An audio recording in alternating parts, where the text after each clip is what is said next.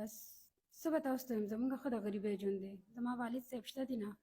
او په سر باندې د لاس ایښودو هم څوک نشته روریان مې دي د دنیا غریبانان دي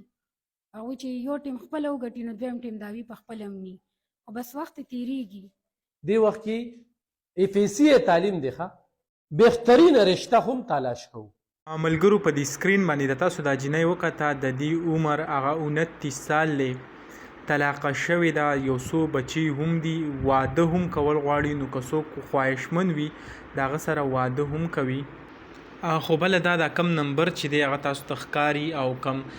ایوب خان شیرپاو چې دی هغه ویلو خو د نمبر مطلب دا دی چې څوک ورسره څه مالی مدد کول غواړي نو هغه یې ورسره وکړي داسې نه چې هسې په زول تنګول او یا داسې څه هغه تاسو شروع کوي لکه د دې جینۍ کومه وینا چې دا هغه وایي چې زمونږ غربت ډېر زیات سیوا دی زما کوم ورونه چې دي هغه هم دون ډېر زیات غریبانان دي چې هغه خپله ځان لپاره خرچه نشي پیدا کولی نو ما به څه وساتي دې جینۍ چې کوم دی هغه طلاق شوي دي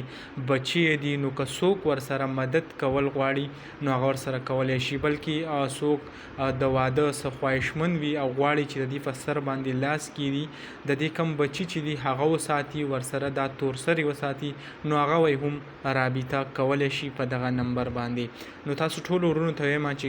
څوک ورسره مدد کول غواړي نو دا کم نمبر چې ویل دی په دې ورسره هغه مدد وکړي او د دې کم بچي چې دي هغو ته صحیح مالی امداد وکړي ځکه نن سبا چې کوم غربت دی په دې کې ماشومان ساتل او بل طلاق یافته یو ښځه ده نو ډېره زیاته ورته ګرانه ده نو دغه لنډه شان ویډیو و تاسو سره هم شریک کړه انشاءالله بل ویډیو کې ملایو الله حافظ